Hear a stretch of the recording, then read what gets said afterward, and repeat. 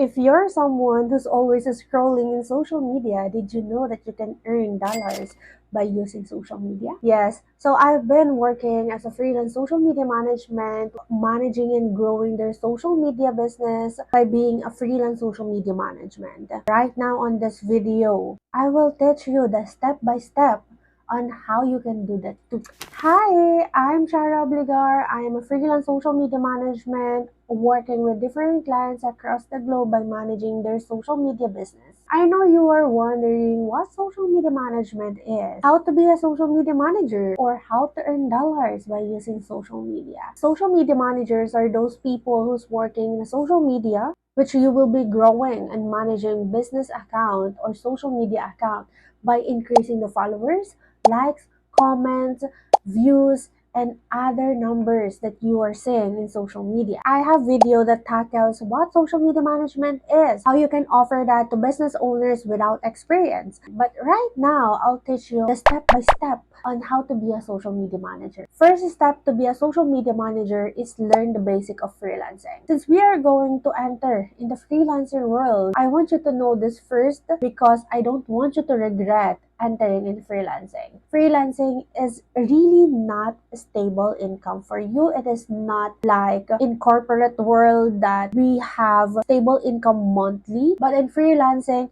there are some instances na nawawalan sila ng kliyente, then hindi nila alam kung paano pa ulit makakakuha ng client. Dito kay freelancing is you are free to get multiple clients. That's why I really suggest to get clients as many as you can. Kasi may mga araw na may client ka ngayon pero bukas pagising mo wala ka ng kliyente. And it's normal. That's why I want you to learn freelancing first before choosing a service that you want to offer to your client. So these are some advantages and disadvantages that I want to share with you about freelancing. Let's discuss first the advantage. First is the work from home, of course. Because in freelancing, we have an option to work with business owners internationally. Like nasa United States, United Kingdom, or kung anong bansa man yan. Of course, since it is a project-based, we don't have to work full-time. It is flexible hours. Wala siyang oras na sinusunod because it is up to you kung kailan mo matatapos ang project na pinagawa sa'yo ng kliyente. And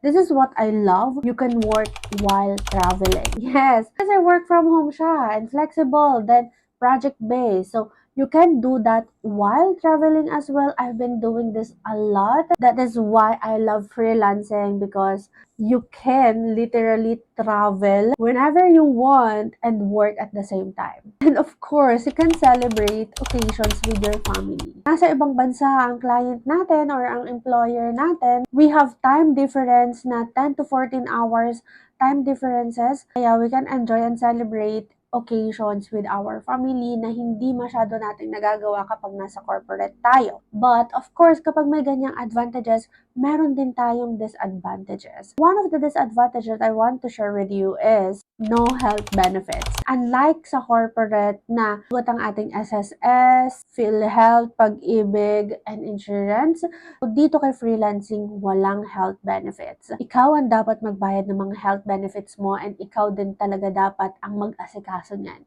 Kasi we are freelancer and we are just contractor. Of course, we are self-employed and we have to pay freelancing tax na 8%. Ito, pinaka-disadvantage niya is unstable income. Just like what I've said earlier, baka ngayon may kliyente ka, bukas wala na. It happens. Unhealthy habits. You know why? It is because we have time difference. More likely, if you want more dollars, if you want to work more with your client, you have to work graveyard shift. Kasi nga may 10 to 14 hours differences. So I have client like that I push myself to work 12 a.m.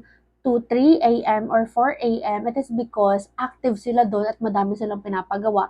The more na madami silang pinapagawa, the more na dollars ang dadating sa'yo. So those are the advantages and disadvantages. Of course, another thing that you need to learn in freelancing is where to find clients. Kasi sabi ko nga, get a client as many as you can. Kung saan mo sila hahanapin. And these are the websites, application, or social media platforms that I can share with you wherein kung saan ko talaga nahahanap yung kliyente ko. First in the list, Upwork. Second, Instagram, TikTok, then referrals lang din talaga. But if you want to explore more, we have onlinejobs.ph, Indeed, LinkedIn, Virtual Staff, freelancers.com, and any other freelancer websites. Ang dami nila, you just have to explore. Just search on Google, freelancing website, ang dami nang lalabas dyan. But when I started as a social media manager without experience, I get my first client in Upwork. And if you want to know more about my journey on how I landed my first client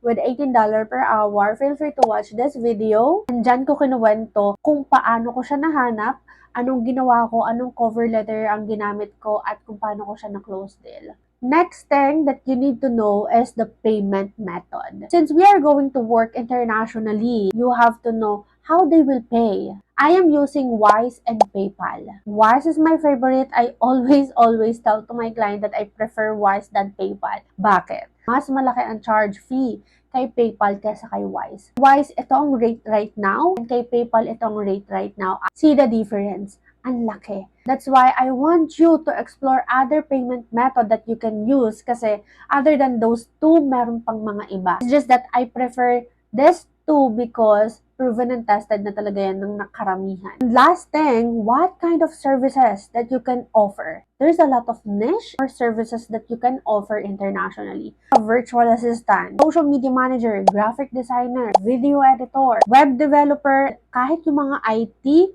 pwede din yan. Madami. You have to explore things and base that to your hobby or interest. If you decided that you want to be a social media manager, this second step is for you. Know how social media management works. The process of social media management on how we will offer it or what we are doing as a social media manager, which is I want you to know as well because this is the second step and the most crucial step dahil ito talaga yung mga ginagawa ng mga social media manager. First in the process is social media auditing. In auditing, dito mo titingnan kung ano yung mga kailangan pang i-improve sa account ni client and how you can help the client. Second is profile optimization. Dito mo naman aayusin yung account ng kliyente to achieve client's goal and at the same time is para maganda at optimize yung profile ng kliyente mo whenever the target audience visit the profile or the business of your client. And next is social media strategizing.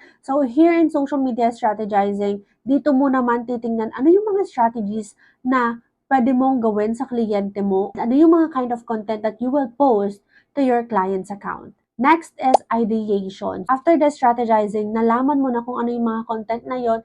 Ngayon, gagawa ka naman ng content ideas para i-bring yung strategy na yon at makontent mo siya at i-upload mo siya sa account ng kliyente. That's why on the next step is the content gathering.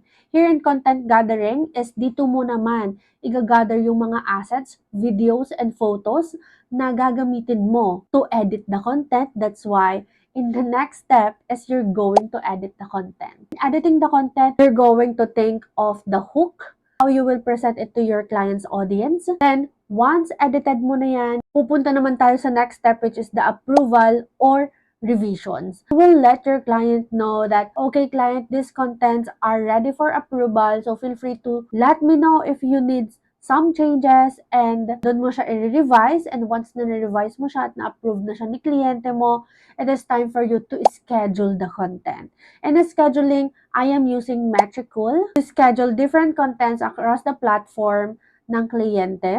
And syempre, once na-schedule mo na siya, na-post mo na siya, you're going to engage with your client's audience. After engaging and doing that for a month, you're going to create a monthly analytic report. Monthly analytic report, dito mo naman i-report kung ano yung nangyari for the whole month.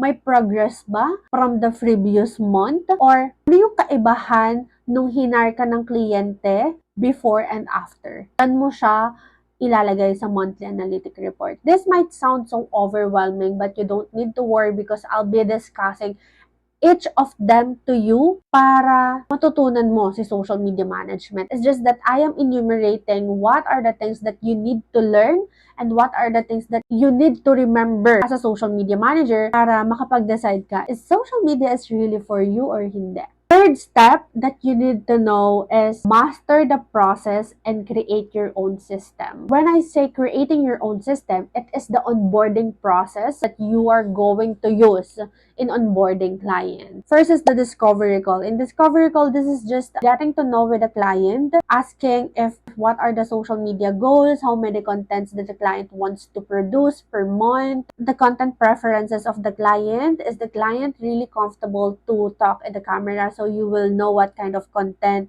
that you will produce just in case the client wants to work with you, and any other information that you want to know about the business of the client. Sa discovery call nyo yan pag-uusapan. And after the discovery call, nalaman mo na kung ano yung kailangan ng kliyente, you will be sending the social media packages. Dito ka mag-create ng mga packages na para sa kliyente based on the social media needs ng client to achieve the goal.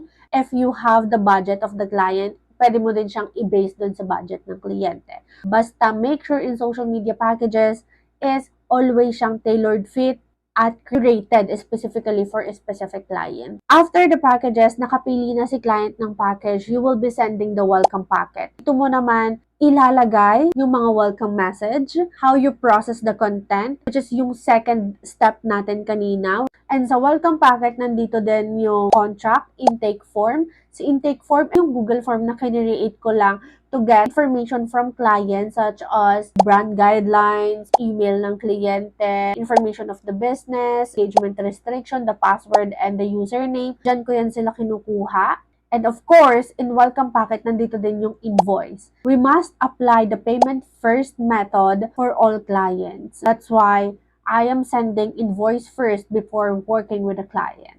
And after client pay you, you will start the strategizing. Dito ka na gagawa ng mga content. Dito ka na mag-edit. Dito ka na magpapa-approve sa kliyente. Which is, gagawin mo yun sa content planning or the monthly content calendar. So, sa monthly content calendar, dito mo makikita ano yung mga content na ipopost mo for a specific week or next week. Those are the onboarding process that I want you to know to become a social media manager. This is my process, but feel free to create your own process if you want. It's just that I am showing you how I process clients, so feel free to imitate that as well. I have free resources discussing more details about my process, so grab that free resources. I will put the link below. After that, you already know how social media works and how to onboard client. Of course, I want you to build your brand. So how we can build our brand? Create account on Instagram. Show your expertise. Makita mo how organized you are because that will encourage clients to sign up with you. In that Instagram account that you have created to build your business, dyan mo ipapakita yung mga behind the scene, how you create content, and your process as a social media manager. Because client really wants to see your process and the behind the scene of you as a social media manager. Kasi business owner, hindi sila basta-basta magtitiwala sa kung sino man para ipahandle yung negosyo nila. That's why you have to earn that trust by building your brand. Start by creating social media account about your journey as a freelance social media manager.